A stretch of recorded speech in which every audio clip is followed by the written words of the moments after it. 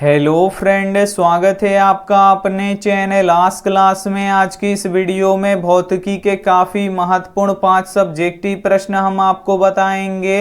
ये जो 5 सब्जेक्टिव प्रश्न है ये आपके फाइनल बोर्ड परीक्षा के लिए काफ़ी महत्वपूर्ण है, तो एक भी प्रश्न आप लोग स्किप मत कीजिएगा। वीडियो को प्लीज़ आप लोग शुरू से लेके अंत तक देखिएगा और इसका हम पीडीएफ भी देंगे। जैसे ही क्लास खत्म हो जाएगा आप हमारे वेबसाइट पे जाइएगा आस्क क्लास, वहां से इसका पीडीएफ आप लोग डाउनलोड कर सकते हैं। और वेबसाइट पे विज्ञान का टेस्ट चल रहा है जिसका अंतिम समय है 8:30 बजे तक आप लोग टेस्ट दे सकते हैं। तो अभी तक आपने टेस्ट नहीं दिया है तो जाइए मेरे वेबसाइट पे और वहां पे जाके आपको विज्ञान का टेस्ट देना है। और नहीं आता है तो हम आपको लास्ट में बताएंगे कि आप कैसे टेस्ट दे सकते हैं। और चैनल को अभी तक आप सब्सक्राइब नहीं किए हैं तो चैनल को सब्सक्राइब कर लीजिएगा। और सब्सक्राइब करने के बाद एक बेल आइकन आता है तो बेल आइकन को दबा के ऑल पे कर लीजिएगा, ताकि जब भी लाइव क्लास हो तो आपके पास नोटिफिकेशन पहुंचता रहे। तो आइए शुरू करते हैं पहले नंबर प्रश्न से।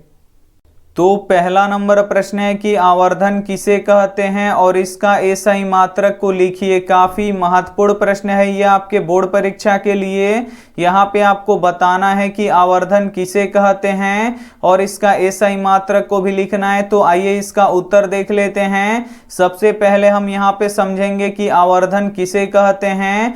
तो प्रतिबिंब की ऊंचाई तथा वस्तु के ऊंचाई के अनुपात को आवर्धन कहते हैं। आवर्धन किसे कहते हैं? तो प्रतिबिंब की ऊंचाई तथा वस्तु के ऊंचाई के अनुपात को ही आवर्धन कहते हैं। और आवर्धन को m से सूचित किया जाता है। आवर्धन को किससे सूचित किया जाता है?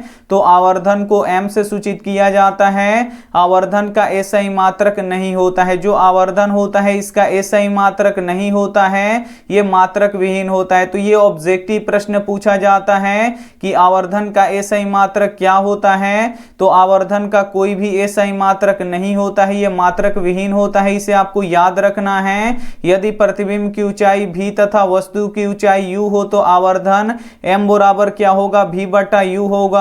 तो उम्मीद करते हैं ये प्रश्न आपको काफी अच्छी तरीके से समझ में आ गया होगा। अगर समझ में आ रहा है तो प्लीज आप लोग इस वीडियो को शुरू से लेके अंत तक देखिएगा। और वीडियो को अभी तक आप लाइक नहीं किए हैं तो प्लीज आप लोग वीडियो को लाइक भी कर दीजिएगा। आइए देखते हैं अगला प्रश्न 2 नंबर प्रश्न है कि पानी में डूबी हुई लकड़ी मुड़ी हुई प्रतीत होती है, क्यों? काफी महत्वपूर्ण प्रश्न है ये आपके बोर्ड परीक्षा के लिए। यहाँ पे आपको बताना है कि पानी में डूबी हुई लकड़ी मुड़ी हुई प्रतीत होती है, क्यों?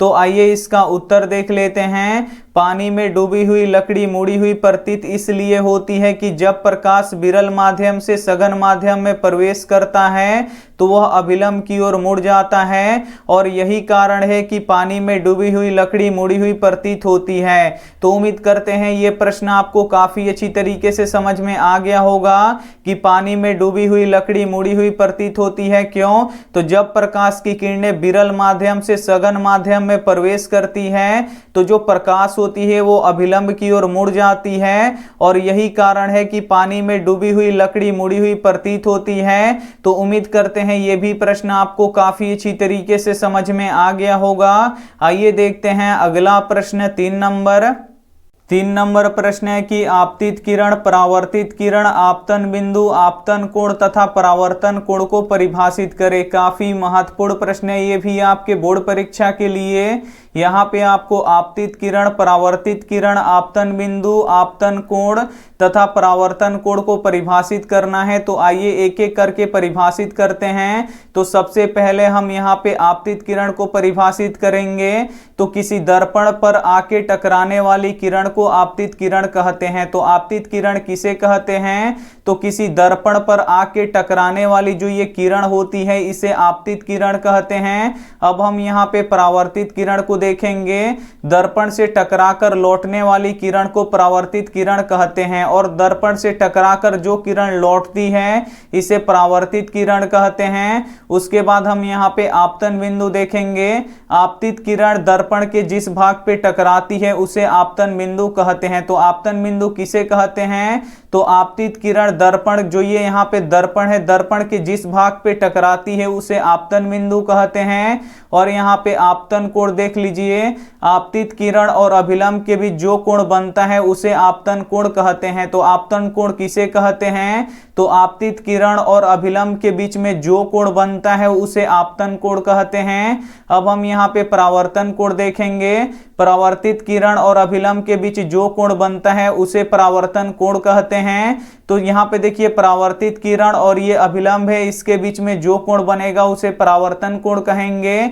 तो उम्मीद करते हैं ये प्रश्न आपको काफी अच्छी तरीके से समझ में आ गया होगा। आइए देखते हैं अगला प्रश्न 4 नंबर।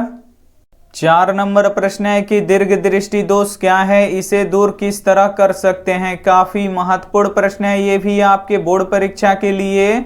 यहाँ पे आपको बताना है कि दीर्घ दृष्टि दोष क्या है, यानी दूरदृष्टि दोष क्या है और इसे किस तरह दूर कर सकते हैं ये भी आपको बताना है। तो आइए इसका उत्तर देख लेते हैं। सबसे पहले हम यहाँ पे समझेंगे कि दीर्घ दृष्टि दोष यानी दूरदृष्टि दोष क्या होता है।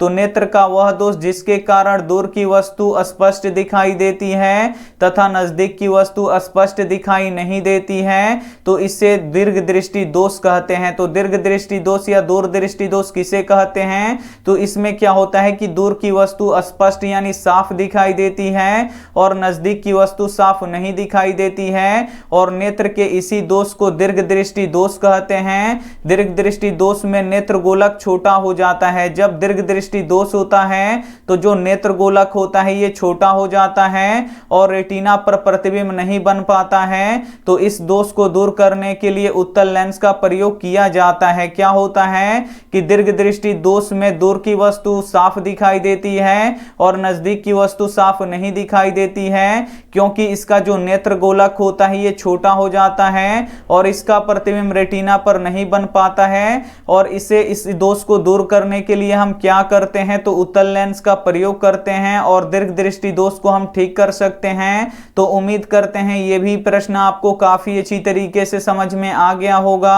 आइए देखते हैं अंतिम प्रश्न 5 नंबर। 5 नंबर प्रश्न है कि नेत्र का निकट बिंदु किसे कहते हैं। काफी महत्वपूर्ण प्रश्न है ये आपके बोर्ड परीक्षा के लिए। यहाँ पे आपको बताना है कि नेत्र का निकट बिंदु किसे कहते हैं। तो आइए इसका उत्तर देख लेते हैं। वह न्यूनतम दूरी जिस पर रखी वस्तु बिना किसी तनाव के स्पष्ट देखी जा सकती है उसे नेत्र की निकट बिंदु कहते हैं। तो नेत्र की निकट बिंदु किसे कहते हैं? तो वह न्यूनतम दूरी जिस पर रखी वस्तु बिना किसी तनाव के स्पष्ट देखी जा सकती है उसे नेत्र की निकट बिंदु कहते हैं। और मानव नेत्र की निकटतम बिंदु कितना होता है? तो 25 सेंटीमीटर होता है। तो इसे आपको याद रखना है। तो उम्मीद करते हैं ये सभी प्रश्न आपको काफी अच्छी तरीके से समझ में आ गया होगा। और इसका पीडीएफ अभी क्लास खत्म हो रहा है तो जस्ट हमारे वेबसाइट पे जाइए और इसका पीडीएफ आप लोग फ्री में डाउनलोड कर सकते हैं। और आपको पता है कि इसका पीडीएफ आपको कैसे डाउनलोड करना है। और हमारे वेबसाइट पे अभी विज्ञान का टेस्ट चल रहा है जिसका अंतिम समय 8:30 बजे तक है। तो आप लोग 8:30 बजे तक जल्दी जल्दी जाके टेस्ट दीजिए। और यहाँ पे हमको 20 में से 20 सही चाहिए। कम से कम 200 बच्चे ऐसे होने चाहिए जिनका यहाँ पे 20 में से 20 सही होना चाहिए। तो अभी तक आप टेस्ट नहीं दिए हैं तो जाके टेस्ट दीजिए। और अगर आपको टेस्ट देने नहीं आता है तो ये हमारा व्हाट्सएप नंबर है, तो इस पे आपको बोलना है कि सर हमें ग्रुप में जोड़ दीजिए। और ग्रुप में जोड़ने के बाद हम एक वीडियो का लिंक भेजेंगे कि पीडीएफ कैसे डाउनलोड किया जाता है, ऑनलाइन टेस्ट कैसे दिया जाता है। तो वीडियो देख के आप लोग सीख सकते हैं। तो उम्मीद करते हैं ये सभी प्रश्न आपको काफी अच्छी तरीके से समझ में आ गया होगा। तो वीडियो को आप लोग जरूर लाइक कीजिएगा, अपने दोस्तों के पास इस वीडियो को जरूर शेयर कीजिएगा और चैनल को सब्सक्राइब नहीं किए हैं तो चैनल को सब्सक्राइब कर लीजिएगा। Thank you for watching. मिलते हैं अगले वीडियो में, तब तक अपना ध्यान रखिए, मन लगा के पढ़ाई कीजिए। Take care and bye.